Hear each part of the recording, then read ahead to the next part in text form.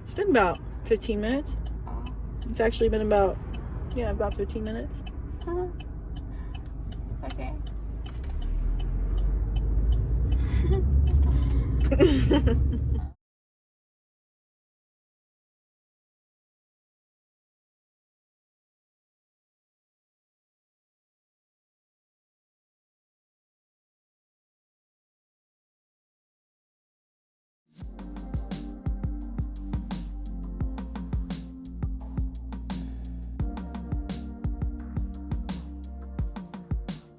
All right, welcome back to the Olivia C podcast with your host, Bianca Franklin. So, if you guys are watching, you can see I have two guests with me today, but both have already been on the podcast. So, Melissa, if you've seen it already, she's been on the Mermaid podcast. And Toby here, he was here introducing different stuff to bring on trips. So, but they both have something in common, and that's why they're both here today. I'm really excited, so thank you for being back on the podcast and being my victims today. So their thing in common is that they both love freediving, and they're both freediving instructors. But Melissa, if you listen to her podcast, we touched into it a little bit, but she forgot to mention something and left something out, that she was going to be in a competition. She didn't also tell me, so it's not like she didn't tell anybody. I knew at that point. Well, when was that? That was months ago. That was one of my questions. When did you figure out I want to do a competition? So that's pretty much what this is going to be about. Her doing in a competition, but Toby here was her coach, so which is really cool. But when did that start for you? When did you decide that you wanted to be in a freediving competition? I don't know if there was ever a specific defining moment, but kind of just always thought of it, that it'd be a fun thing to do, but I didn't know how to get started with it.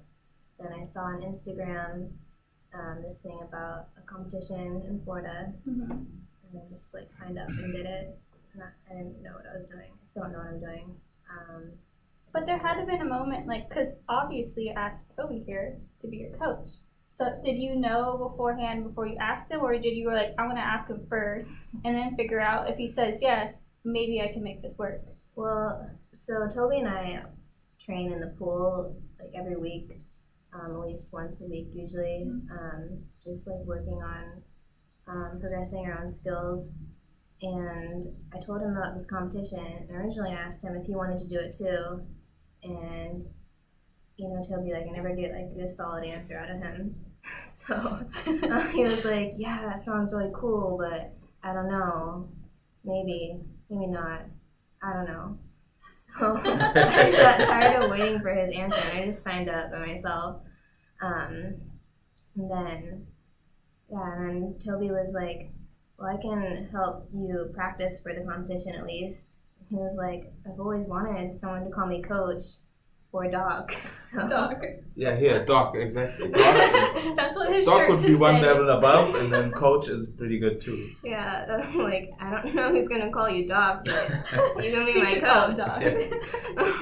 So when she asked you, how did you feel? Were you excited, or did you know anything about coaching? Or? No, I initially saw the idea to go to a competition as really valuable, because it gives you a set time to perform a certain way. You set yourself a goal, and then you have to only this part in time you have available to prepare the best possible way. And not going myself, it was kind of a cool experience to be part of that journey, but more the mental support. You're there but not there. Yeah, that's right. And I was never a coach, but I figured pretty early it may be a general rule as a coach to just convince the one you train that they're going to be good, they're going to be really good, and just move all the barriers, the perceived barriers out of the way, so they can perform the best possible way. Do you think you convinced her that she's going to be very good? Because every time I talk to her, she's like, I'm not that good. Yeah, we stand in our own way the most. Yeah, we're our biggest. All the biggest critics. Yeah. And I don't know. I mean, I thought I did okay, moving a little bit, convincing her it's fine. I think all we have to convince the other people that train with us is just take out the pressure. I mean, it doesn't matter. I mean, and I realize these psychological mechanisms when I go somewhere and I have people looking at me, and we take the pressure out in advance by saying, "Oh, I'm just gonna play around today. I'm not gonna hit anything." But in my mind, I want 100 meters or something. So when they're not looking, I still want my safety. I do the 100 meters, and then my brain is convinced, okay, I can do it. Then I can do it a second time, and then these little psychological tricks help to get where we want to get. Okay, well, when she decided that you were going to be the coach, or when you initially said, yes, I'm going to coach you, did you have like a plan set up, or were you just going to practice what you guys were already practicing at the pool? I mean, when we practice at the pool, we all both have our own agenda, and we kind of give each other like a passive safety. But when she just trained, I went sometimes to the pool. I didn't go in the water. And because she needed to prepare in the most, we needed to mimic the best way the conditions she would encounter in the competition. So for that, she needed someone to sit on the side and count her through the protocol, or talk her through the protocol that she would expect at the IDA competition. So that's why I went. Sometimes I had an ear infection. I couldn't even go in the water, but I needed to be there. She couldn't have trained by herself, and really push herself. We gave him a copy of the IDA rulebook, so we really studied that and got the hang of like what you have to do for the surface protocol.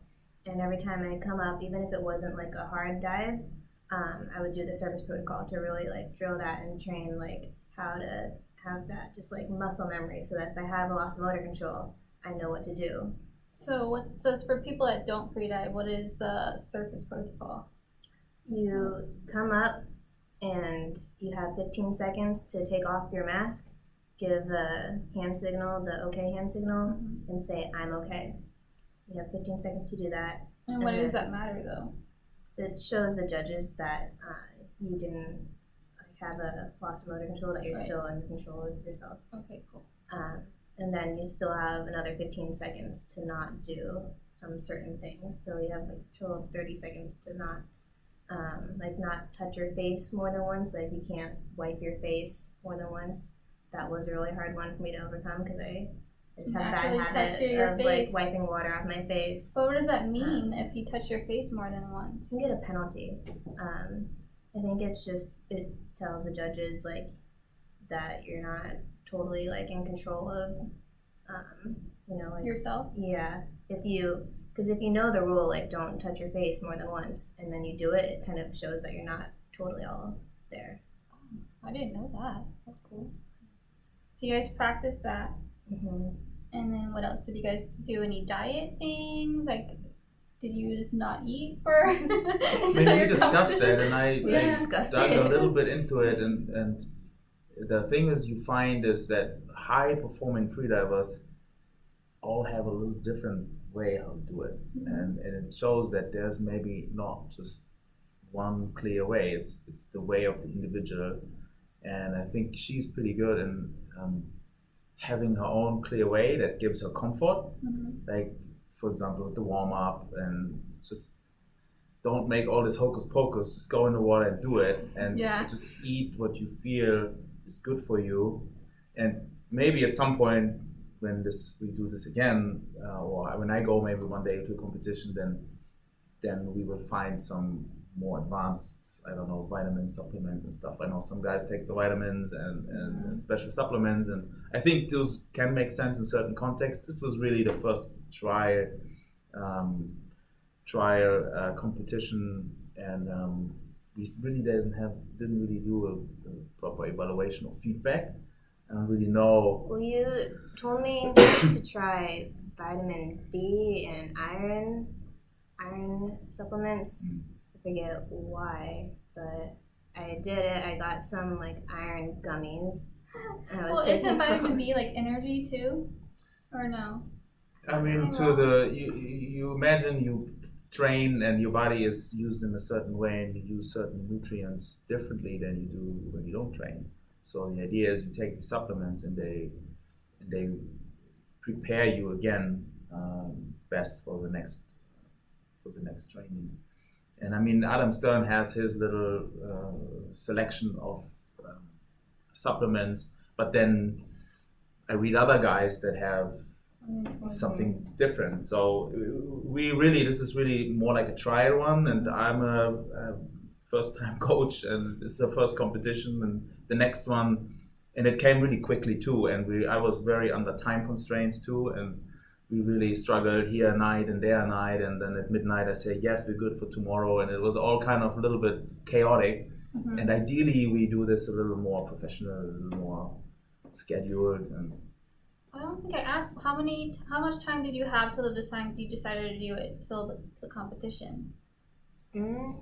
I maybe like a month, I think. But trained for a month. Yeah, well, Toby was in Indonesia when I signed up, so he was gone for a couple weeks, and I had no way to train, so I wasn't doing anything. And then he came back, and he was like, "Give me a week to like recover from my trip." I was like, okay. What a coach. I need a week to recover. And then we just started going to the pool several times in a week. But you were training already. Like, you were always at the pool, right? Well, not by myself. Mm-hmm. But before that, yeah, Toby and I would go to the pool and just like do our regular thing. Mm-hmm. And I signed up for the competition while he was gone. And he came back, and then I had maybe like 2 weeks to get ready for it. But I did take a trip too. I took a trip to Hawaii for a couple weeks before the competition. So then I got in my own way with pool training in that sense. But you did do freediving there too, mm-hmm. So that did kind of help in a way. Yeah, it did help ultimately. It was a different kind of freediving because in Hawaii I was doing depth diving, and the Florida competition was pool. Mm-hmm. So ultimately it did help, but I would have liked to have more pool time, ideally, leading up to the competition. Do you think you would have done better if you had more full time? Probably. I also changed my mind last minute on what disciplines I was going to do, so Yeah. that didn't really help.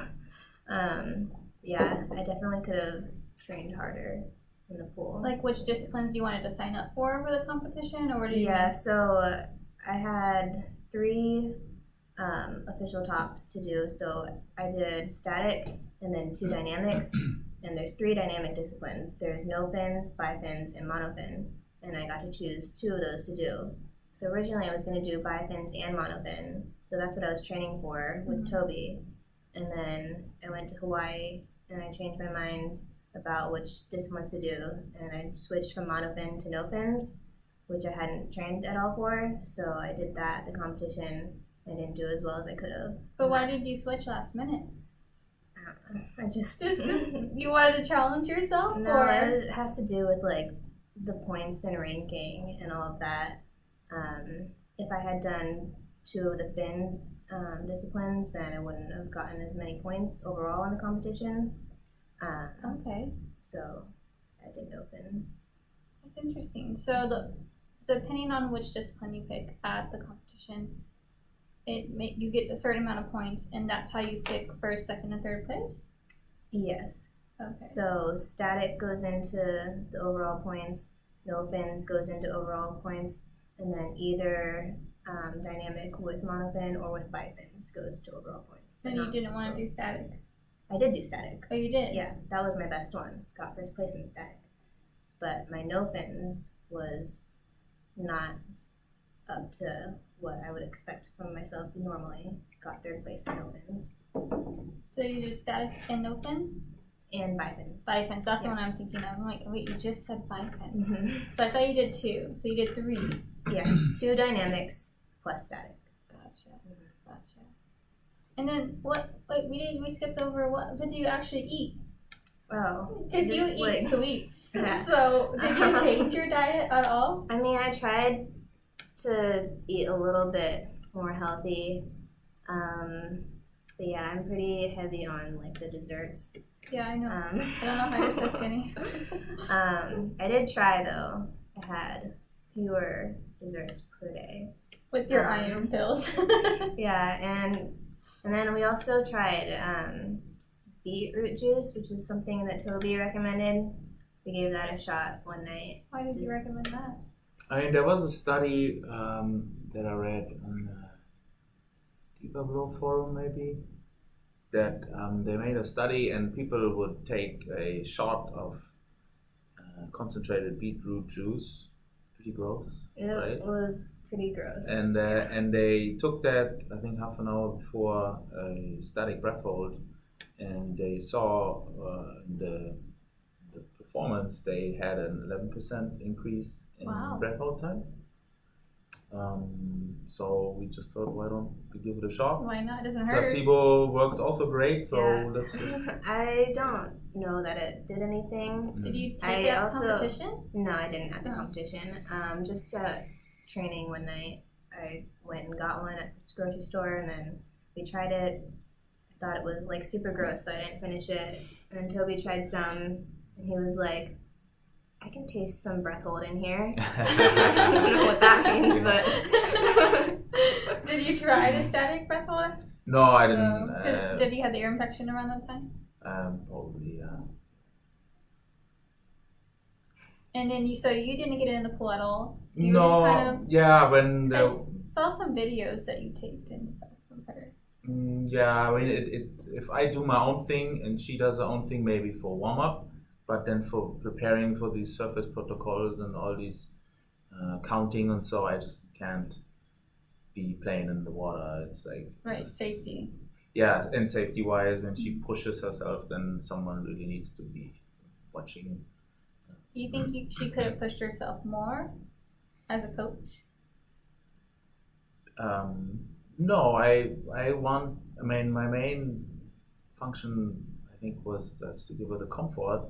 And when I put myself into her shoes, I want a coach. Then I want someone that supports me and gives me still my direction. And I have to see if I have to give direction, or if she wants to give herself the direction. And give me the safety that I can push myself. I really will need to trust. So when I do my max attempts, I can only do with her and maybe Seamus or someone that I really know will just get me. Then I'm really let it go and just end. And do you think him as a coach helped you in the competition, or you think you could have done it by yourself? No, I couldn't have done it by myself. I mean, I don't have anyone to train with except for Toby, so I can never push myself whenever I go to the pool by myself, and just usually being a waste of time. Yeah. So I do like to have Toby there, even when we're just training, like not for a competition. It's good to have someone there, just like passively spotting you, but with him actually coaching me and like me being able to do like max performances and everything, that was definitely beneficial. That's so cute. And then you couldn't go to the competition, right? Yeah, it didn't work out. That's right. And so you went by yourself. So how did you feel going by yourself? Since you had your coach there training you and he was your confidence and he pushed you until you needed to be pushed, how did it feel when you were there by yourself? It would have been nice to have him there. Mainly just like to help with service protocol.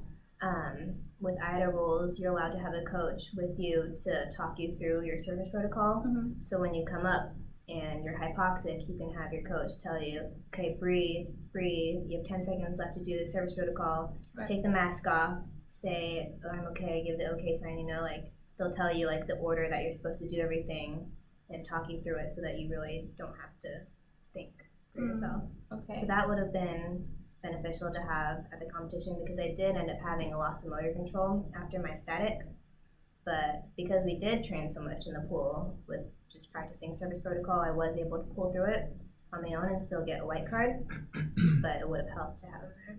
What does a white card mean? That you completed your dive successfully. Yeah. Were you the only one without a coach there, or? There was at least one other guy that didn't have a coach. That's cool.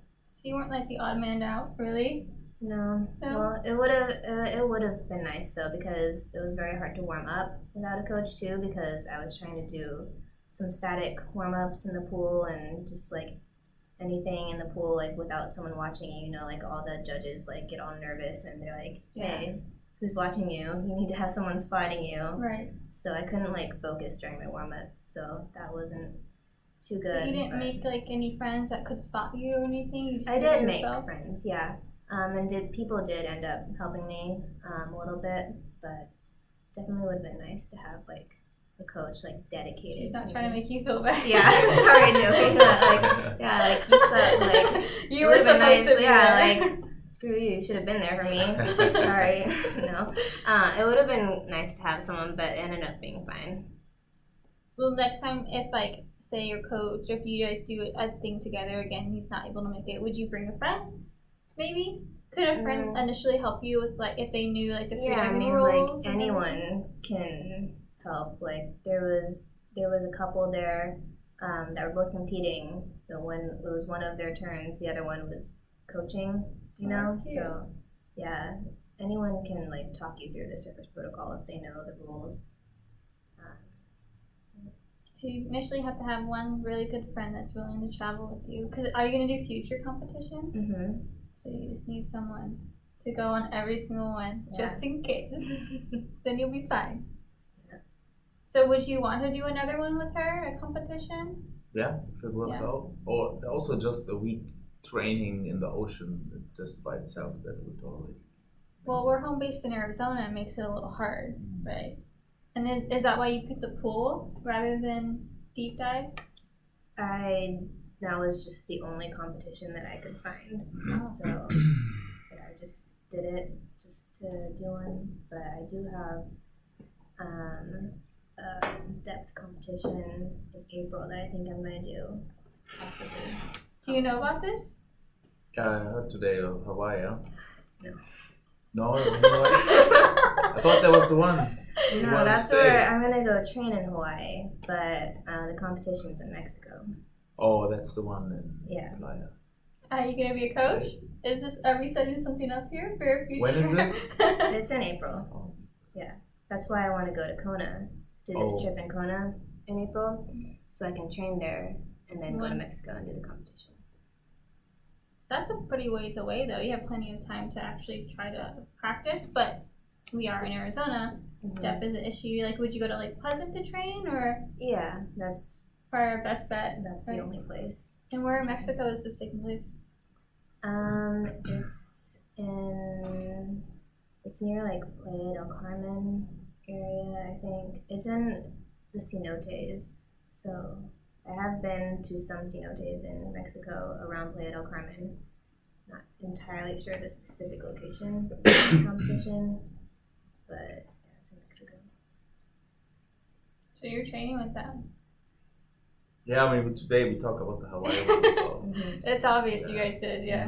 That's what we were talking about before you got here. I thought you guys were trying to plan some like Indonesia trip or something. Oh, Yeah. no, that would be cool, but One day. I think Kona is what we're gonna try to plan for like a shop freediving trip. Oh, that's cool. Yeah, I think the plan is to do like a week with students, and then I send them all home, and then I stay, and then I do deep training, and then I go to Mexico and compete. So if there's any freedivers listening that want to join a trip, and you guys can meet them at 72 Aquatics and probably join on the trip and probably learn a few things. Even if you don't want to compete, if you want to dive for fun, just hit up these guys, right? Yeah. We're gonna have it on the Facebook group. Okay. We have the group 72 Aquatics Freedivers. I'll put the link in the description for everyone to follow that if they want to. But let's get to the best part. How did you do overall in the competition? I got third place overall, so like it's okay, I guess. I don't know. I don't know about you're so hard on yourself. This is your very first competition, and you got third place. I'm not happy with my dynamic performances. Static, I'm pretty okay with, but I could have done a lot better in dynamic. It just What was your didn't. static? 5 minutes and 3 seconds. It's fucking awesome. It's okay. Oh my god. Hoper. Yeah, I mean, if you compare it, I mean, it's your first competition, you go yourself, it's all new. I think you did. You're based in Really great. Arizona and you're doing a water sport against other people and you're saying, oh, I did okay. I made third. I'm alright. It's fucking awesome. You should be so proud of yourself.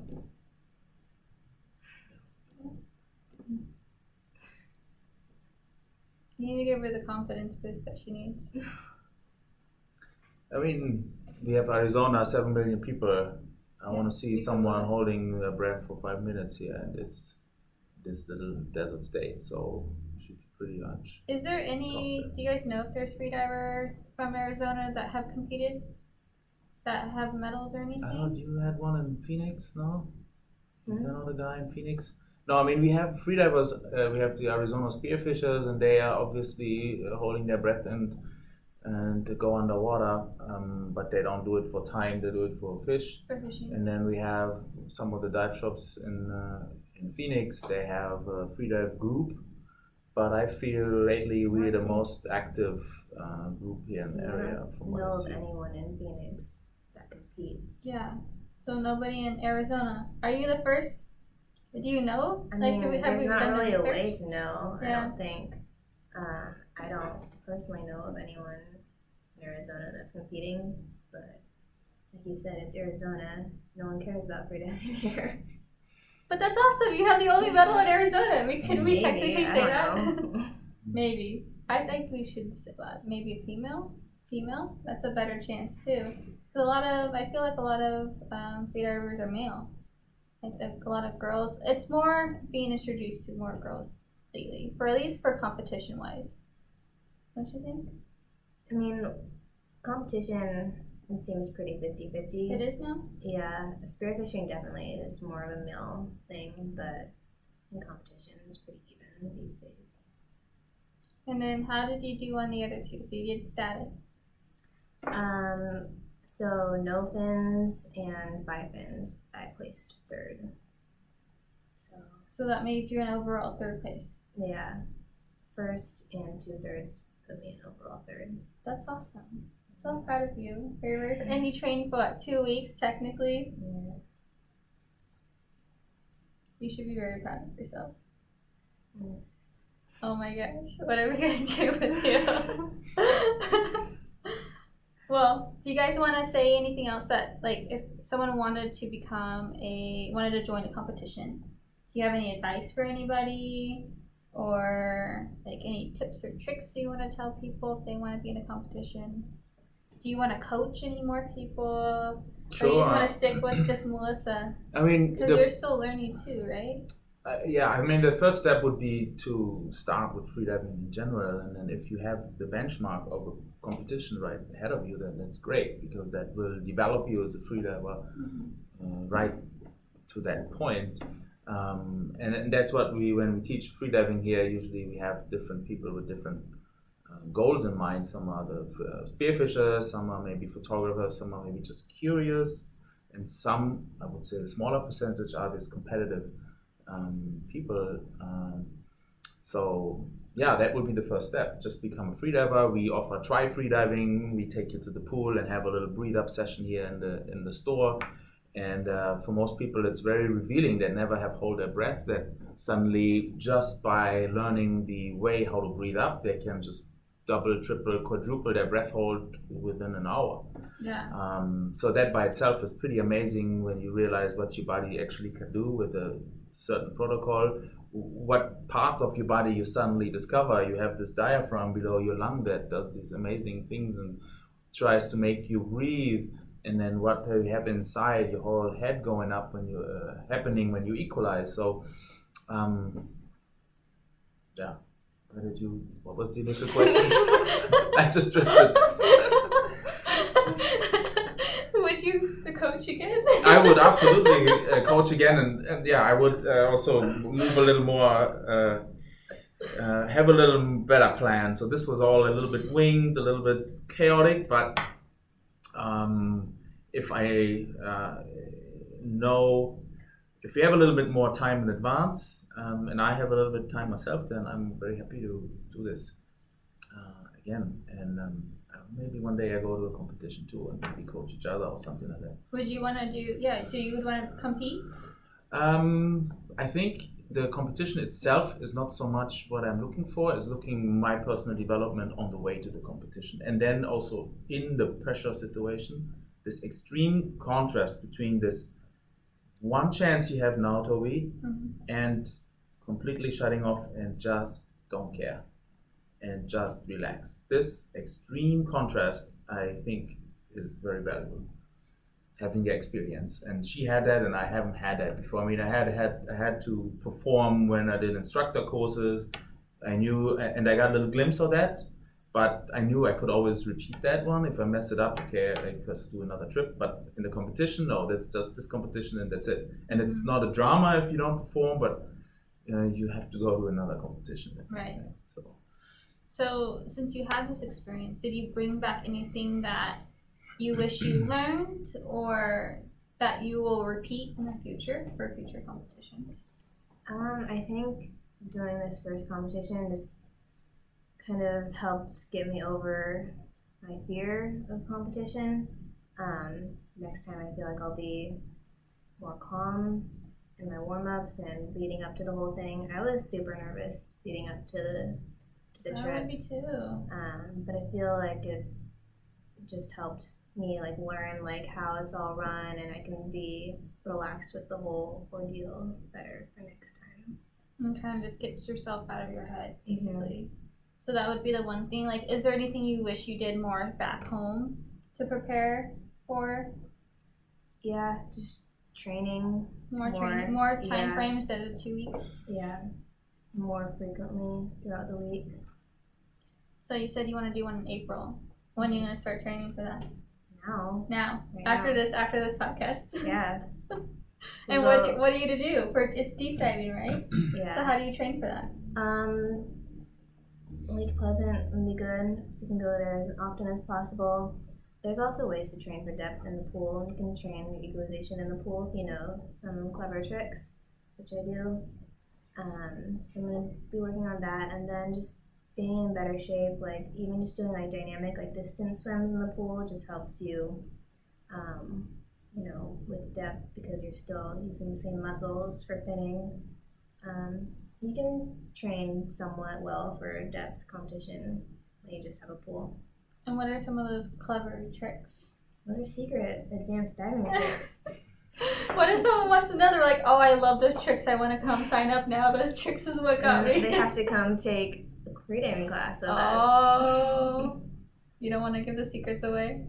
He doesn't know the secrets. I mean, you can imagine if we have a pool relatively shallow, and what changes to depth? We have an increasing pressure and decreasing volume of the body air spaces, or at least the lung.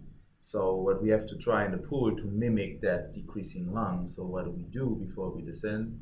We maybe exhale a little more and simulate hanging on 10 or 20 meters or so. So we want to find that point where we reach that low volume where it gets really hard to equalize, and learn and perfectionize the technique to equalize, and that we can do in the pool, but we have to be careful not to overdo and have a lung squeeze or something like that. So yeah, she brought some of the secrets back from Hawaii, and I really want to dig into this and get this also. Oh, so you don't even know the secrets. So now she's the coach. Exactly. Yeah, exactly. I see all the tables turned here. I'm deeper than him now too. And she's by the way. deeper, yeah. Oh. There you go. I came back from Hawaii 2 meters deeper. I feel like she needs to wear that shirt, the coach shirt, and you need to be the student. Yeah, there you go. But that's what's good about this. Like, you go to these competitions and you can come back and teach other people stuff that you learn. And the more you do it, the more you're gonna learn, and like, hopefully, train other people. And you, as an instructor, you'll become a better instructor as well. Mm-hmm. So it's really good. So you should be proud of it. Okay. Oh my god. She was proud. She texted me how proud she was. She just won't do it because she's on camera. I texted you how okay I did. No, I'm gonna pull it up and I'm gonna put a little screenshot. of how proud she was. I was proud the first day because I was happy with my static. Because I had a really bad static warm up, but then I got close to my PB in static, which I didn't think I was going to do. Because in training, we trained static a lot in the weeks leading up to it.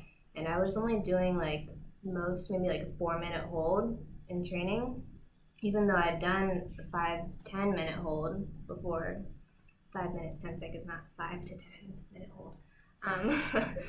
But yeah, in the competition, I ended up with 5:03, so that's pretty close to my PB.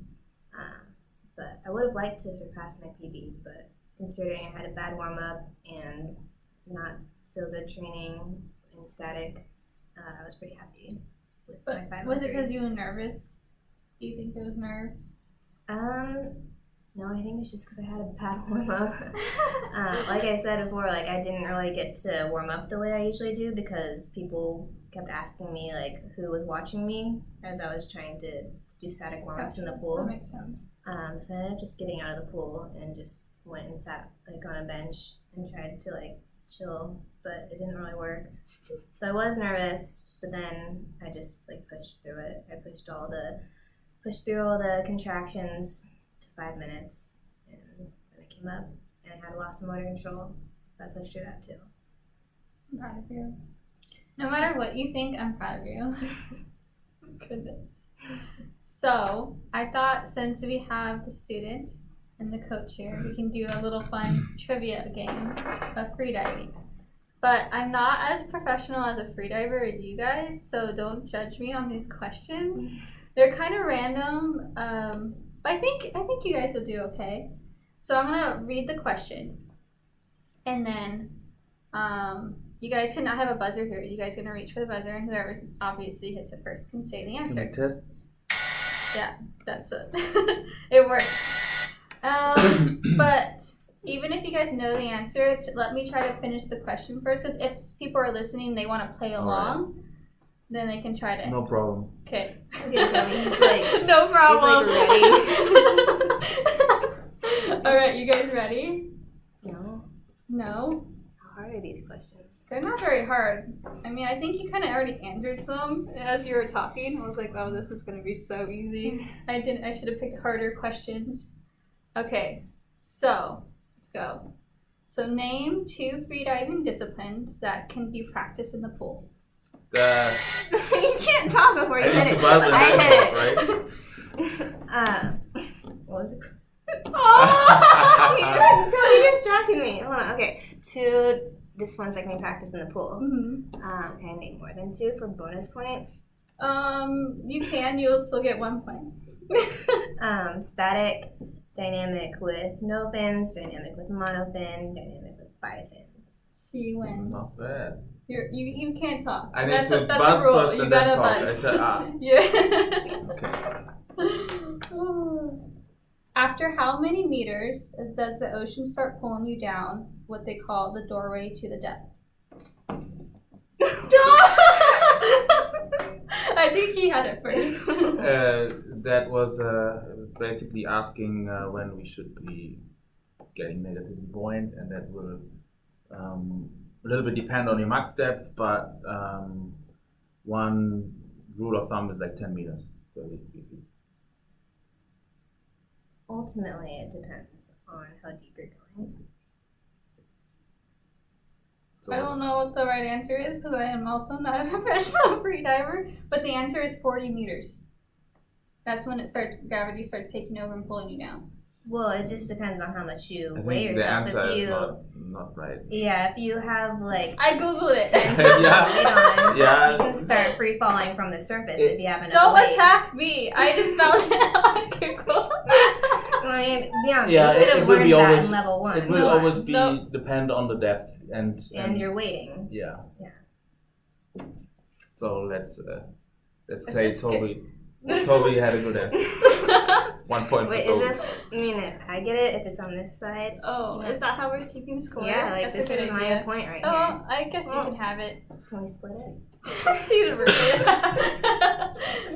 No. Your phone went dark. Oh, so sorry. Okay. If you're planning to free dive after scuba diving, you should wait at least blank hours after a repetitive or decompression scuba dives. You should know this one. So after a free dive Mm-hmm. is the question. So after you're done free diving, or if you're planning to free dive after scuba diving, how many hours should you at least wait after repetitive or decompression scuba dives?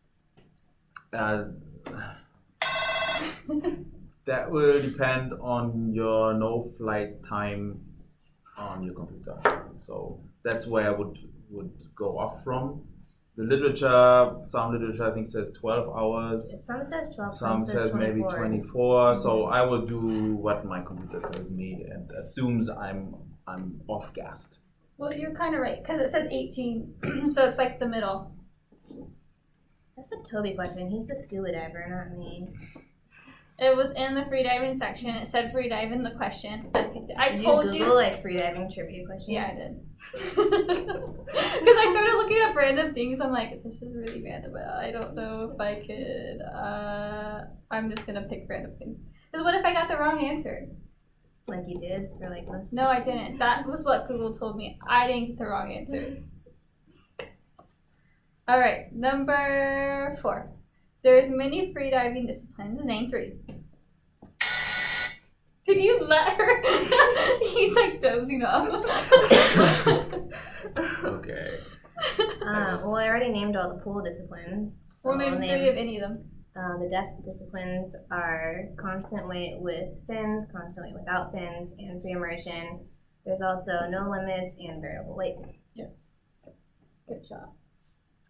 You ready? Yeah. Should I say this time? That way you're not like looking off. Who holds the current record of no limit in the world's deepest freedive? It doesn't work when 2 people hit it. I mean, I'm not sure if it's counted, but maybe one agency doesn't count it, and maybe someone does.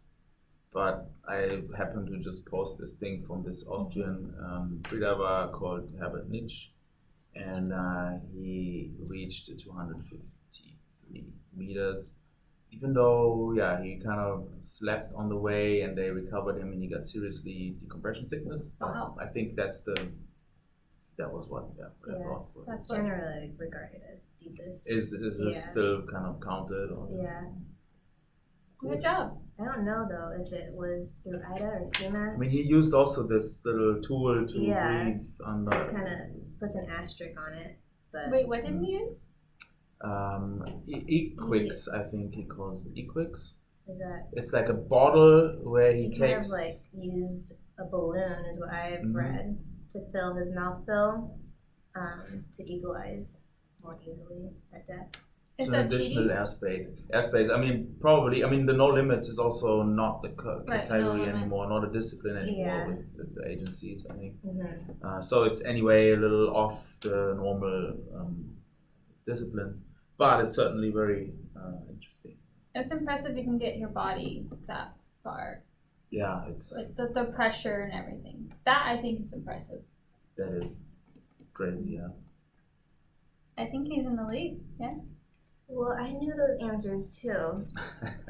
It's not about that. It's about hitting the buzzer. Who hits the buzzer? Who's this? All right. Which animal holds the longest breath hold record?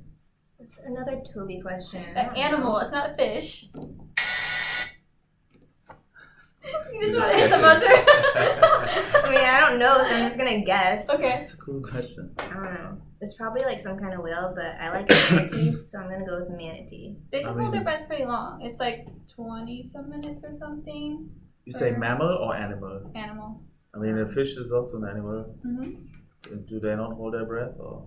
Yeah. They But they don't like gills though. that doesn't. Do you mean mammal? Like breath hold? You mean Longest breath an animal that breathes air? So that would be a mammal, a reptilian, a amphibian, one of those. So if the animal has a lung. I know it's fine. So. As soon as I say it, you guys are gonna be like, oh, because that's what I did when I saw the answer. So the mammals are actually went back into the ocean, and but other animals that breathe went back earlier. Maybe they would hold longer their breath. So I don't Yes. He's know. like doing the calculating Yeah, math. but he hasn't hit the meme. buzzer, so if he says anything, it doesn't count. Yeah. it Oh doesn't damn, count. Miss Rule Setter over here.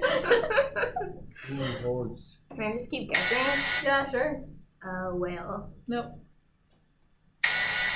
Turtle. Yep. Ooh, I got it. How long is it? I have it on here. The loggerhead in particular averaged 10 hours. See, Toby's like trying to be all like scientific and like think. And I'm Doing just, like, medical I'm just problems. like with his- buzzing and guessing, and I got Yeah. it. So we're tied. now. She's like, I got it. So 2 more or how many? No, there's a few more. When was one of the first freediving competitions? When was the first freedom? When was one of the first freediving competitions? The year or? In the 80s? No. 50s. Yeah, Or it's like- in my margin of manual, and I read that. A long time ago. Oh, I don't know. It's like 50, Like 51. that ancient like Greek Scandala Petra stuff. Probably said that word. Maybe. Like, wrong. It doesn't say Greek. What It's is a it? little cute story though. Yeah, tell the story. Alright. In 1911, a fisherman named Yorgos Stati, I think if I said that, I probably Oh butchered yeah, it. wait. I know this. So, You know this yeah. story? It's too late. It's No, too late. that- I already he said gave the you the answer. answer. Oh yeah, That's I not know how the it- answer. His name is Yorgos Stati. Wait, was that the question? Like who or no? It was when. When? I already said Yeah. the date. Oh, you did. Yeah. Oh. Yeah. Oh.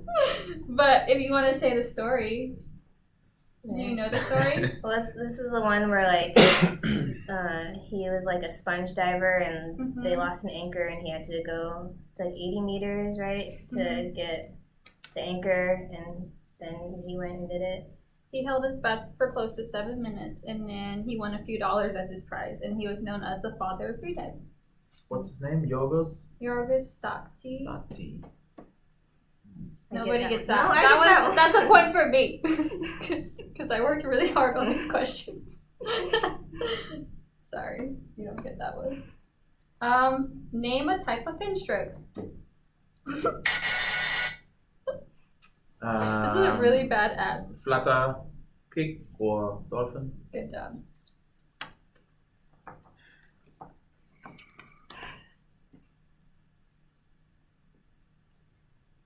This is kind of an interesting question, but we'll see if you guys can get it. When is your oxygen level at its lowest after emerging to the surface of the water after a free dive?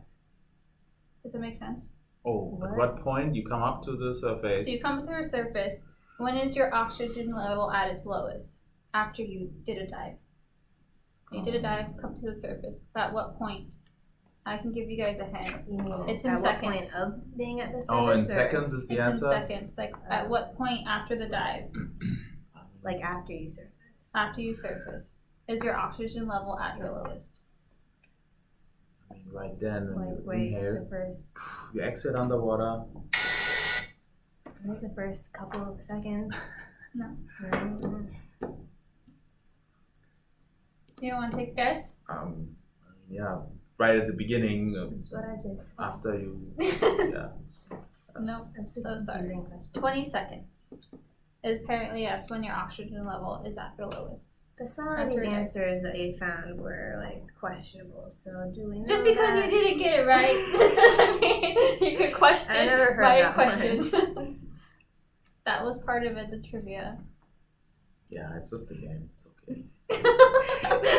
Get over it. Get over He's As he's only I hope saying you that have a 'cause he's fish question. winning. That's true. You had the fish one. You solved the fish question, the turtle Yeah. question. So I'm like the fish expert of the shop now. Sorry. Okay. This is another blank question. So as infants, we can comfortably hold our breath for more than blank seconds more than adults. How many seconds more than adults? Mm-hmm. Well, adults vary in how long As an they can. infant, We can comfortably hold our breath, like as the average adult, not a free dive. The buzzer is off. Looking.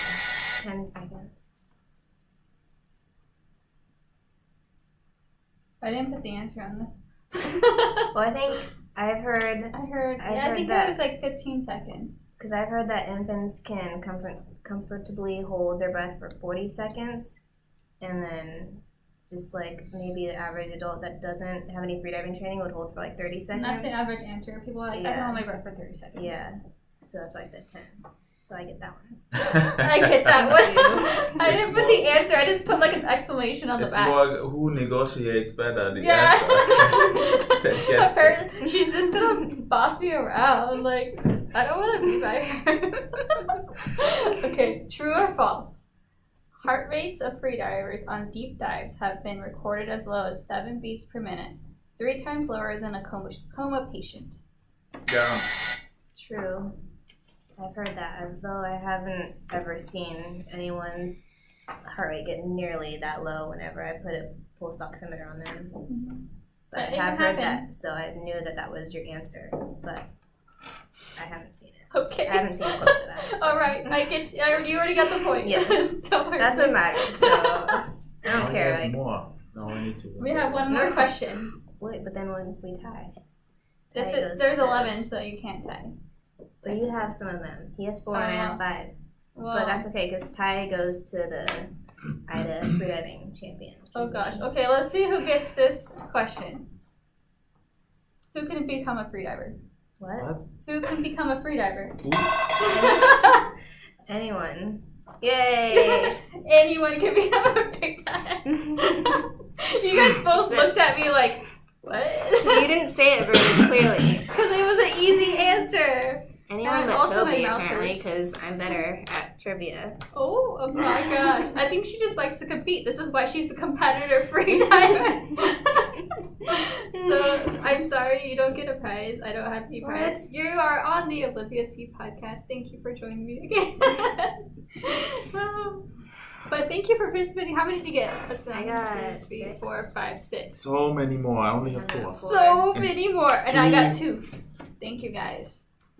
Well, thank you for playing. Yeah. Cool. It was I mean, fun. they weren't that hard.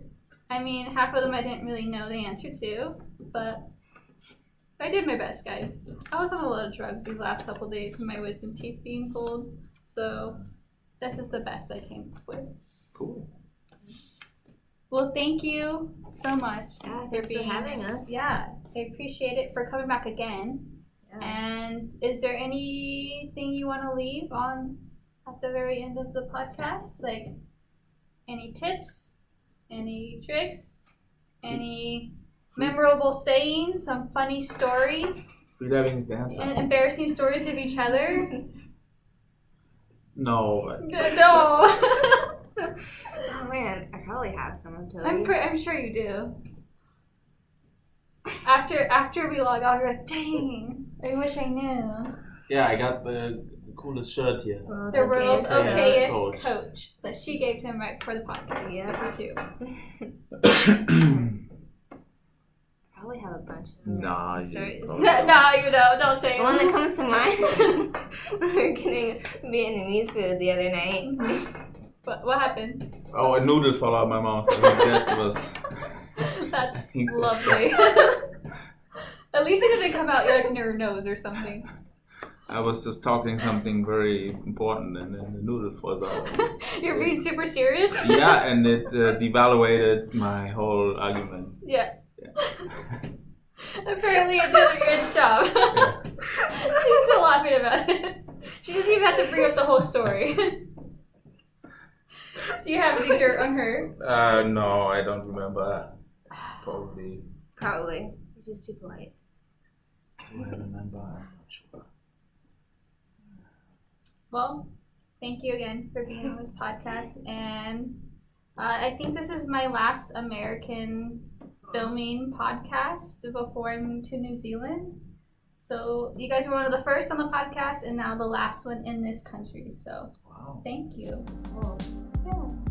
By the way, about your guys' podcast, I'm super offended that neither of you chose me to be on your list of top things to take on a dive trip. Oh. I feel like I'm gonna get beat up after this podcast. With that note, thank you guys for listening, and I will see you guys in a couple weeks. Bye. Bye. Thank you everyone so much for listening, and thank you Toby and Melissa for being a part of the podcast again. I had so much fun with you guys and learned a lot, so hope you guys did as well. So this is the last podcast that I'll be doing in the US. So when you're listening to this, I'll be traveling to New Zealand, which is pretty cool. And then the next podcast, I'm not sure what it's going to be about, but it's probably going to be about New Zealand or diving in New Zealand. I just got done diving in San Diego in the La Jolla Cove, which was amazing. I saw some leopard sharks, and sea lions came right up to me, and there was a humpback whale. Like, it was really cool. So I'm sure you guys are going to see the video on that soon, because I did record that, and it's my first dive video I did in a long time. So I'm very, very excited about that.